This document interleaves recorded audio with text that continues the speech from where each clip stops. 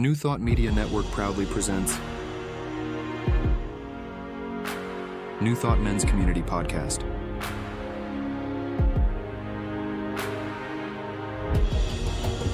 Mondays at 2 p.m. Mountain Time. With your host, Eamon Duffy. Watch live or anytime on YouTube at New Thought Men's Community.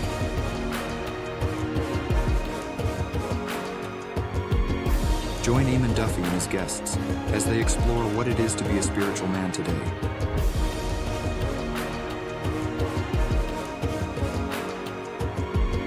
In partnership with New Thought Media Network.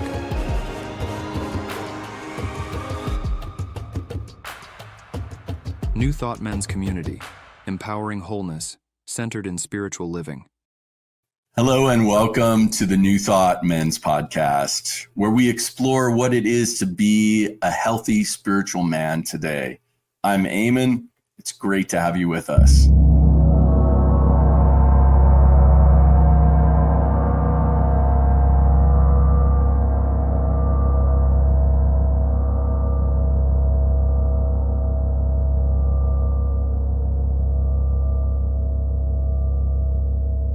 Well, welcome everyone to the New Thought Men's Podcast. I am Eamon, and today our guest is Dennis Merritt Jones. Dennis, welcome. So great to have you here. Hey, brother. It's good to see you. Thanks for having me part of this. Yeah.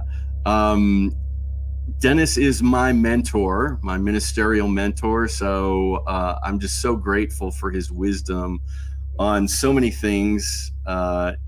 You have been in the ministry for a long time. Just to be proud, I didn't mean to say it like that, but you have wisdom. You have wisdom is what I was implying. So let me just share just briefly a little bit about Dennis. Throughout his lifetime, Dennis Merritt Jones has been on a quest to inspire and uplift people to a higher expression of life, holding degrees in marketing, music, and doctorate of divinity. Dennis's vision is guiding people to purpose. You also started the Simi Valley Center for Spiritual Living, and yeah, you have done so much in your life. It would be impossible. We'd spend the whole hour talking about those things, and we could. But let's go ahead and dive into this. You just did a sharing for our summit, which was on purpose, which is very much in alignment with what you teach on vision and purpose and mission. I just wanted to go deeper into that. And I think a great place to start, which you always start, and you do it with me too. And so I appreciate it. If you ever do coaching with Dennis, it's breathe sure. First, take a breath. Ask that question because that's what tethers you to the present moment, which is where life has got all its gifts waiting for us to show up to receive them. Right, for sure. So let's just take a breath here and get present and just allow the busyness of the day to fade away and to be present for this interview if you can. If you're driving, obviously drive. With your eyes open. With your eyes open. But you talked about our purpose as a man, and I was a little bit surprised, although not fully, because first right away you went into relationships, and I thought that was pretty cool, because that is true. We are here with 8 billion other people on this planet to be in relationship. And anybody we connect with, we're in a relationship with. Yeah. Stranger or family member or friend or work, it doesn't matter where we are, we're in a relationship. You can't not be in a relationship. That's true. So you can try, but it's not going to be very successful. And the question is, how conscious will you be in those relationships? That's the operative question.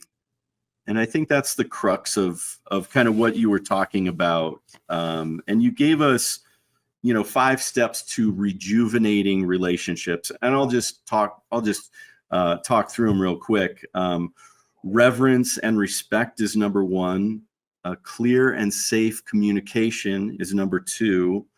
integrity and honesty, number 3, loving kindness and compassion, 4, and non-judgment is number 5. Question for you: why do you think I put reverence first?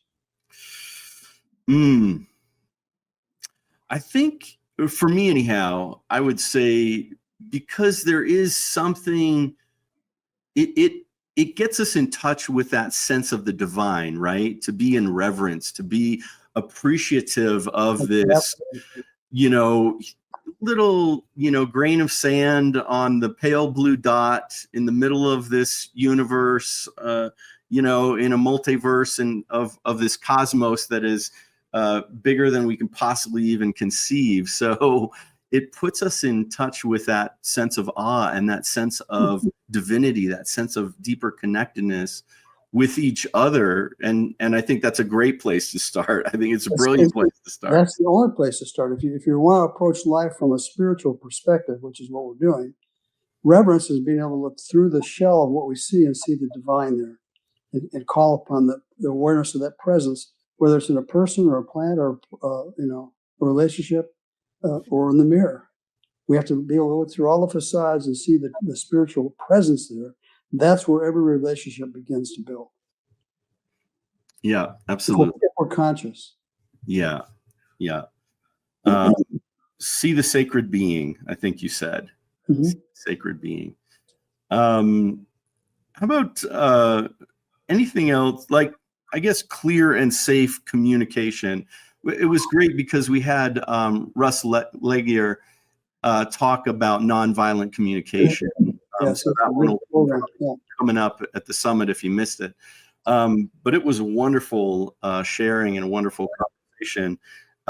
Dive more into that, clear and safe communication. Well, we all know that when we're in relationships, if we're not feeling safe in the relationship, we won't be able to say what's on our mind.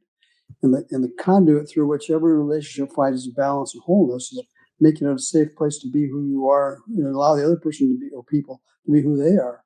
And if we can't allow safe communications, then we're already have one foot on the banana peel. Communication is not just what we say, but it's how we feel. And to be able to receive the imprint of another person's essence is communication.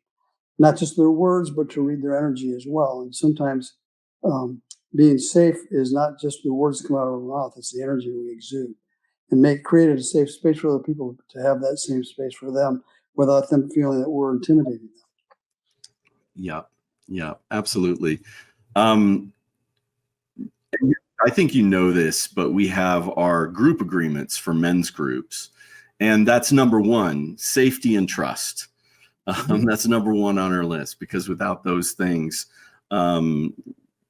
you don't really you can't be your authentic self. It's not. And Evan, the reality is when we're not making it a safe place for people to say what's on their mind, they hold back, we hold back.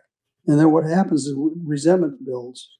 And because you're not being invited to share all of who you are and what you're feeling, or the other person, we're not letting them do that, then resentment builds, and resentment is always toxic for a relationship. Always. Yeah.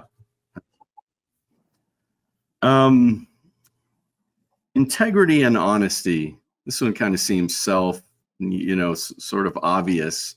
If we're not in integrity and if we're not honest, then we're not really showing up in the relationship on some level.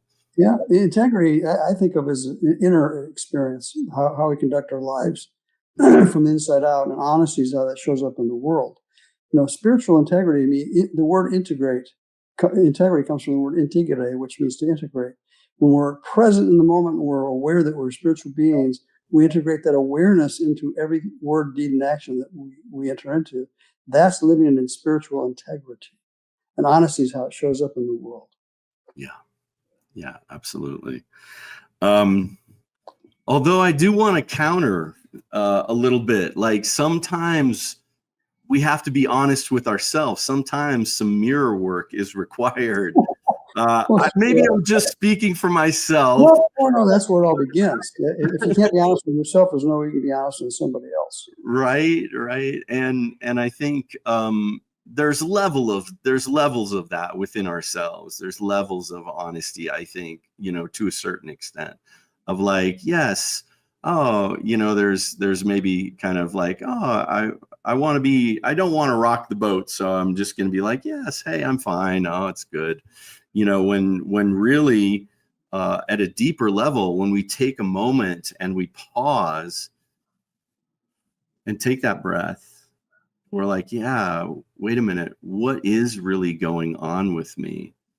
And I find for me, I could speak for me as a guy, I need more time to sit with that. I need to go out in nature. I need to take a walk. I need to really be by myself to fully access that sense of deeper understanding of what's really going on for me. That's the process of self-awareness. Mm-hmm. And that's one of the attributes that we as human beings have been given. That no other living creature has the ability to think a thought and then step outside of the thought and look at it and feel it and smell it and taste it and prod it and see if it works or not. And if it doesn't work, change it. No other creature has that ability to be self-aware but us, human beings.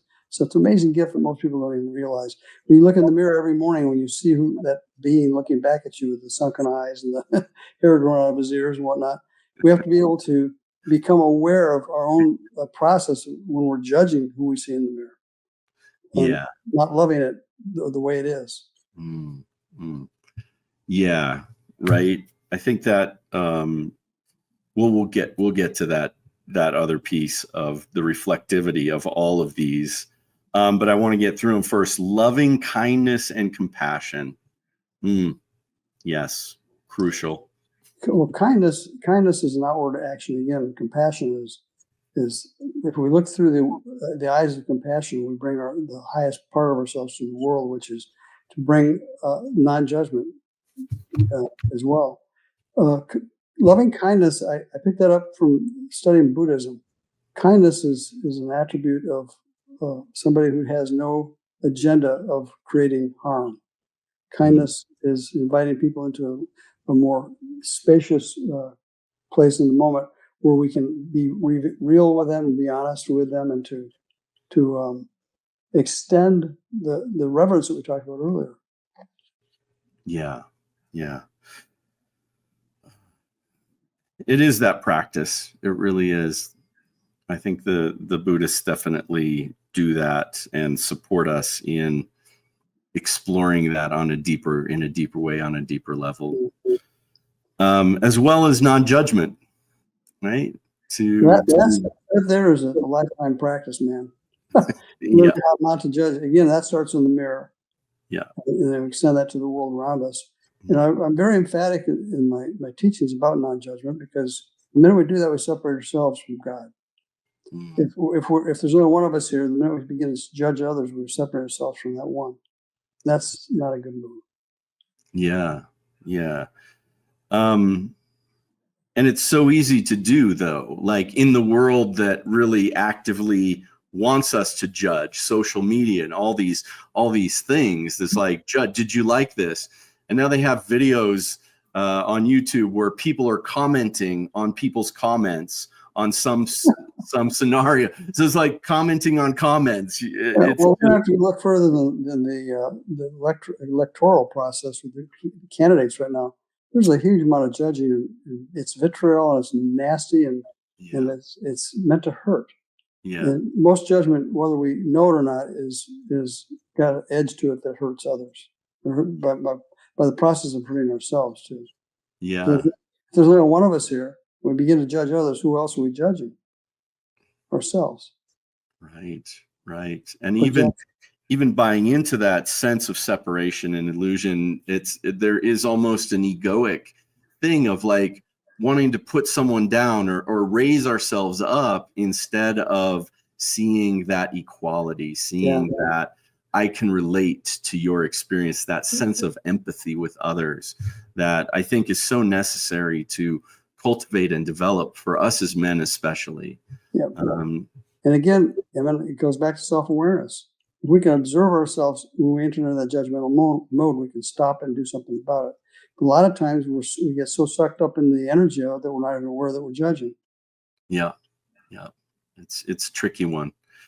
I love all these, Dennis. Thank you, because they're very much in alignment with our agreements that we use in all of our groups, our group agreements, and necessary and imperative. And if you're looking at these and going, oh, I have some, or I could work on that one, or I need maybe a little more compassion in my life, or whatever it is, where do we practice these? Where do we practice them? Yes, I would say men's groups are the ideal place for practice for us, because it is that imperative experience of being in a safe environment, allowing ourselves to be who we are, where we are, to be our authentic selves, and also to make mistakes, and sometimes judge, and sometimes, not have compassion, and other things like that. And I think in a men's group, or for me, I can speak for me, it was a whole different experience of being with 6 or 7 other men who were actively practicing these as well. And so if I forgot, if I had some judgment, or if I had some lack of integrity, or if I wasn't communicating in a safe way, then you just have to look to the group, and the group really supports you. Like we had a saying, if it gets heated, you got to stay seated. So that was about creating. I'll remind you, I attended one of your men's retreats. You did. You were our guest speaker. And everything you're saying was accurate to what the environment you created there. There was like 30 or 40 guys there. It was a very safe environment for everybody to be who they were. And frankly, I found myself at several times just slipping into judgment where I had to go, whoa, come on back to the truth about all this, because when we get people to show up as they are, we have to really make sure that we're keeping our intention focused from a spiritually grounded place. And that's hard to do sometimes when people let down their guard and become who they really are. Yeah. So you've done a great job of creating that environment in your men's groups. Thank you. It is that imperative thing that we need to do to create safety. Yep. So many of us men haven't had safety in our lives. Oh, no. True safety. So to be in a group, and a spiritual group like we do, we have these practices, and they're called, there's a core agreements, there's practices, and there's skills in our group agreements. So there's things that we're practicing at, and skills that we're learning, and also these core kind of safety, trust, confidentiality, communication, self-care, greater knowing. And it's good to be reminded of that on a regular basis too. It's not just a one-time pass by. Absolutely. Every time you get together with a group of guys, it's a great thing to remind everybody of, so it's top of mind awareness for them. Yeah. It's necessary for sure to go over it on a regular basis in a men's group.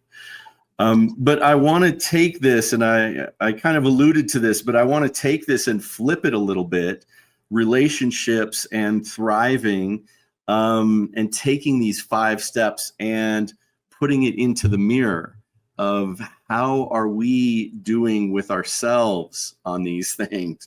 How are you being reverent and respectful, clear and safe communications, integrity and honesty, loving kindness and compassion?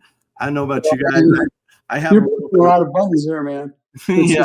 One thing to say, treat other people that way, but to say treat yourself that way. Yeah. It lights you up, Right. It does. Yeah. Yeah, it does. So, and then of course non-judgment. So would you just speak on that for a minute, Dennis, on what is how do we go deeper into that within ourselves? Well, I love the saying, I don't remember where I heard it. Everywhere I look, I see the face of God. Everywhere I look, I see the face of God. And if we can't see that in the mirror first, then we'll never be able to see it in other people. As I said earlier, I like to play the peel the onion game with people, where I invite them to stand in front of the mirror and just to become the observer, silent witness to how judgmental we are of ourselves. like I said, the hair growing out of the nose, the ears, the eyebrows are turning barbed wire. As you get older, you start judging yourself more, I think. Well, maybe not. Maybe you guys judge yourselves for different things. So learning how to peel away the layers of who we think we are and become more clear on why we are, which is part of the conversation I think I want to have too. Yeah, definitely. I think that's so important.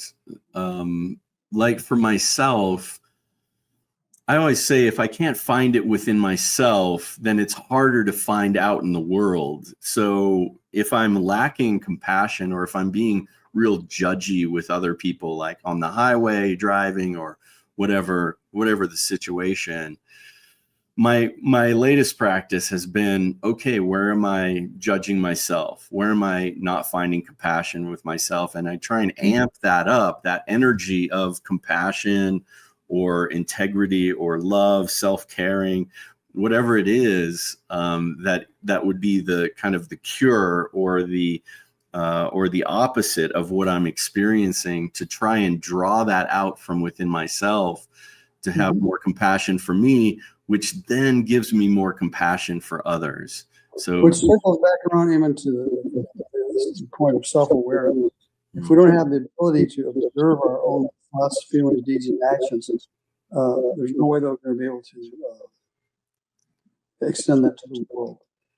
When we become aware of what's going on in our mind and in our heart, we can monitor it and change what's not working for us. But we have to be aware to do that. Yeah, it does take that awareness.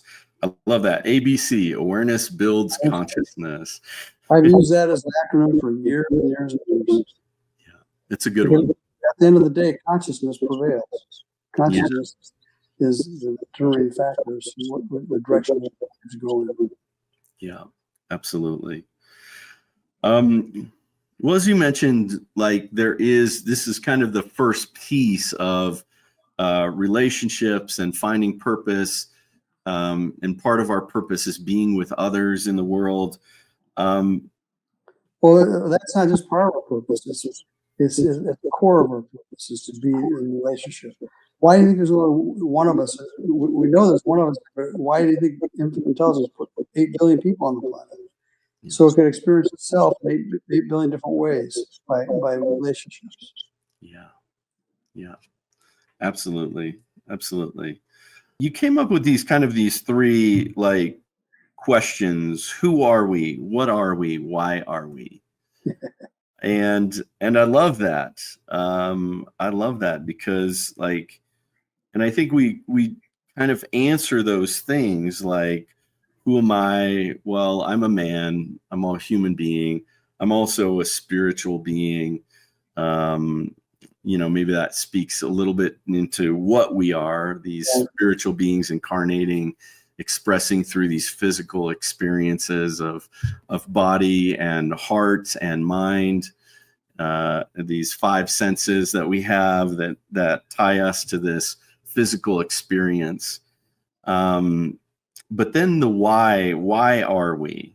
Simon Sinek talks about this. What's your why? And I love that guy. It's like, what's your why? And that is really, I think, speaks to what is your purpose? Exactly right. Purpose. Why are you here? You think we're here just to suck air and jam stuff down our pie hole till the day we leave the planet? No. We're here to be the vessel through which and as which infinite intelligence experiences itself and it essentially loves itself. And that's the why we're here. If we're not utilizing the why, then the other things don't really matter. Because why is where our mission is, to know that who we are and what we're doing in the world is making the world a better place by being in the why. Why am I doing this? I'm doing this because I know I'm one with the all. I'm one with every person I encounter is part of my why. Yeah, almost speaks to generativity. How can we be more generative? How can that deeper sense of purpose single day waking life? Why mindfulness? mindfulness? It's being aware that you're aware. As I said in the presentation I made earlier, we already each uniquely equipped to share with the world. The important thing is to realize the gift contained in the life we have. It's not about going out and getting it. It's about drilling down into the essence of our being and finding that gift and bringing it to the world in a way that's fearless and joyful and compassionate and joy and all the other qualities that we talked about. I have a great story around that, Dennis. So before I went to ministerial school, I'm like, okay, I better get clear on what's the point of this. Being a neurodiverse person, I did not want to go back to school. I was in active resistance to it for many years. It took me years to get into ministerial school. But before I did, I took a year and I just sat with the question of, what is mine to do? Like, Spirit, what am I here to do? Like, if I'm going to go through this process, what is on the other end of it? If we can have what we say we can have in this philosophy, which is our heart's desire, we can have our highest and greatest good, then what is that? And so I really sat with that for a long time and thought about it and intellectualized it and felt it and did a lot of processing around it. And ultimately one day it was like, Eamon, you've been doing men's work for 30 years. You've been doing science of mind for 30 years. Just mash those two together. It's not that complicated. And I was just gobsmacked because it was like, no, at first I was like, no, that's too easy. But it's literally. Even what you're saying is you're blending the who with the what to result in the why right there. Yeah. And it was just so perfect because I'm like, oh, duh, of course. My life has been being prepped to do the very thing that I have the gifts and talents. Because of my neurodiversity, I'm really good with feeling the room and things like that. Working with people, working with groups. And so it's a perfect fit for me. And plus it's my joy. It's the thing that has saved my life, quite honestly, but it's also the thing that has allowed my life to thrive beyond my wildest dreams. I can't even imagine who I'd be without this philosophy and without men's work at this point in my life. As I've said on a number of occasions, science of mind saved my life. Yeah. In 1977, when I discovered teaching, my life was on fire. I don't not mean in a good way. Mm. And so when I discovered the self-awareness and my oneness with life and the universe, it changed everything. Every aspect of who I am, why I am. Yeah. It's powerful. I hear you. By the way, life itself is the school. It's on in session 365 days a year, 7/24. You can't run. You run, but you can't hide. Life is the school itself. Yeah, for sure. Let's talk a little bit more about, finding this sense of purpose. How, like for somebody who maybe isn't like, oh, it's really clear like it was for me, although it took a long time to get to that place of clarity. Yeah. So you need to be patient with it, and ask the question, like, what's mine to do? And sometimes it's like, take the step in front of you and take the next step in front of you. But if we're looking at, Dennis, how would someone kind of get more in touch with what their purpose is? That's a hell of a question. It's a big question. The very first book I ever wrote 10, 15, 20 years ago was The Art of Being, 101 Ways to Practice Purpose in Your Life. And it was in the writing of that book that I became aware that purpose is not a point of arrival. One day when you got blue skies and green lights and everything's perfect, then you're on purpose. Your purpose is found every moment of every day. It's right in front of you. Whether it's a person we're talking with, whether it's a customer we're dealing with, whether it's walking down the street, picking up broken glass on the highway, it doesn't matter. Your purpose is to be fully expressed as the individuation of God in the present moment. That's why we're here. God said, go there and be me. Here we are. How are you going to fulfill that purpose? By mindfully being present in every moment, that who you are is more than what you see in the mirror. Let's just take that in. It's that easy and it's that hard. Yeah. It's that easy and it's hard because we want to overcomplicate it. We don't have to. When I was having dinner with Don Miguel Ruiz, the gentleman who wrote the Four Agreements, one night, I said, Don Miguel, what do you think our purpose in life is? And he smiled, took a drink of water. And I had my pen and paper. I was going to write down some deep, profound letter, his comments. What he said, he just smiled, says, to have fun. Purpose is to have fun. And I watched him integrating with people that night. And he was having fun every moment of the day. Everything he said and did was coming from a place of fun. So when we're on purpose, we realize we're having fun. There's three keynote points to know you're on purpose. The first question is, am I having fun every day? Am I having fun? That's why we're here. We're not here to drudge through life and be suffering and unconscious. We're here to have fun and be expressive of life. The second question is, am I growing every day? Living things grow. Living things grow. When you stop growing, you start dying. And the third thing is, am I making a difference on the planet? Am I lifting other people into their highest and best too? Because there's only one of us here. When I do that, I'm lifting myself as well. That's purpose. Yeah. Wow. Fun, growing, making a difference every day. Yep. As a person who kind of takes myself a little too serious sometimes, the fun is, I think it's good that it's number one. I'm gonna keep that one at the top of the list, Dennis. Well, if you're not having fun, you shouldn't be doing it. Whatever it is, if you're not having fun, you shouldn't be doing it. And don't tell me you can't incorporate fun in everything you do, because you can if you're conscious and aware. Yeah. What keeps us from having fun is being attached to the results. You notice our bodies are always present in the moment, but where's our mind a lot of the time? It's either out in front of us or behind us. We can't have fun when our mind's not present in the moment of what we're doing. Yeah. Past or future. Be in the now. Be in the now, as Eckhart Tolle. Yep. I loved what you said.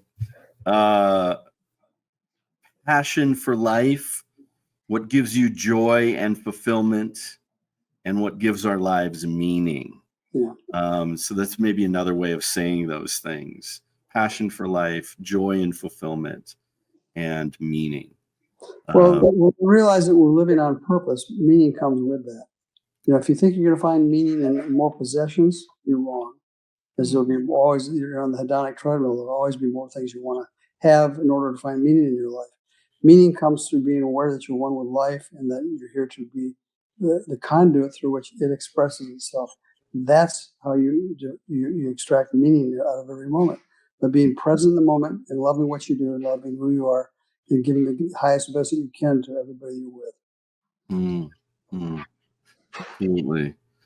I just appreciate your consciousness, Dennis. You always kind of bring it back to those core things, which is, the core thing. We are spirit. We are this creative, expressive embodiment of this living, force that's in, through, and as all things. Yep. And currently in and through and as this, human being that has a higher mind and consciousness and all of this stuff. And it's so easy to get distracted and squirrel here and there these days. And so to be resolute in centering in that place, I think is a foundational piece for us as men, for us as human beings, but for us as new thoughters to really be rooted in that.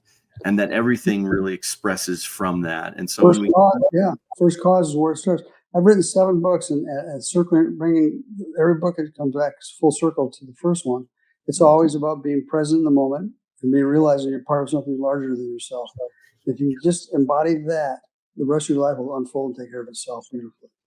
Yeah. Dennis, so much more. We could probably talk for hours and hours about this stuff. And we have actually in some of our coaching sessions. Right. That's right. So I really appreciate it. And I think the question that I'd like to close with is one that I've been asking a lot of the guys who've been on the podcast. And that's, what does healthy masculinity look like in the 21st century? First off, I think it looks like getting in touch with that you are a full-bodied man, that irrespective of where your politics are or anything else, you have to be in touch with the idea that you put here the man's body for a reason. Why? To be God expressing himself in a man. And you can't do that if you're not willing to live to the highest potential of what that means. There is too much masculine, toxic masculinity going on the planet. We see that in politics right now too. Ours is to transcend that belief system, that mindset, and bring the wholeness that we know we are to the world. And as conscious men, we do that in ways that no offense to women, we can do it differently, not better or worse, differently than men do. And so men have this ability to make a difference on the planet by letting themselves be fully transparent and loving themselves for who they are, bringing that love to the world.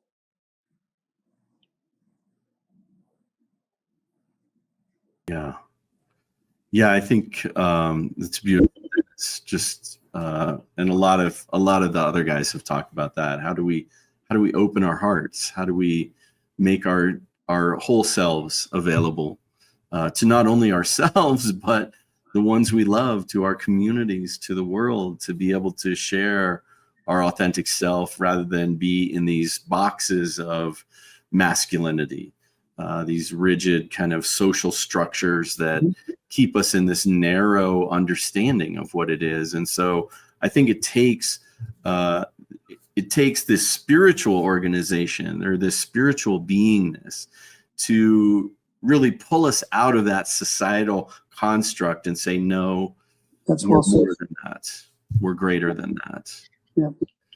Well, if you peel away all the layers, again, you find who you are at the core of your being, your pure essence, your pure one with God. And in that awareness, everything that, again, the gifts that we bring to power are contained in the life we have. It's a matter of peeling away the layers to discover them and share them. And as men, we have a particularly unique way to do that, and it's a gift. We should not take that for granted. It's a blessing. Yeah. And we're here to be blessed and to bless others. Thank you, Dennis. Yeah. Thank you so much for your time today. I just want to share with you how you can get a hold of Dennis is DennisMerrittJones.com. 2 R's, 2 T's. 2 R's, 2 T's, DennisMerrittJones.com. And he's got how many? 7 books? 7 books. 7 books. I want to tell your group that every book I have, there's a study guide available for it, free study guide. You can go to my website and download, as well as free ebooks and all kinds of stuff. So go to my website and just explore. You'll find all kinds of goodies that you can download free. Awesome. I know we'll be using some of your books for some of our online teachings and sharing that. Dennis's latest one is When Fear Speaks, Listen. It's what a timely book right now. So Dennis, thank you for your brilliance. Thank you for your service to this New Thought community. Thank you for your wisdom. I so appreciate you just as a human being, as someone I know. I'm just so grateful to have you here with us today, and so grateful to have you in my life. I appreciate you. You're doing a wonderful job at what you're doing. You're making a huge difference in a lot of people's lives.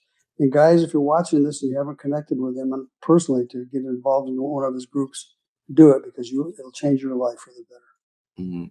Thanks, Dennis.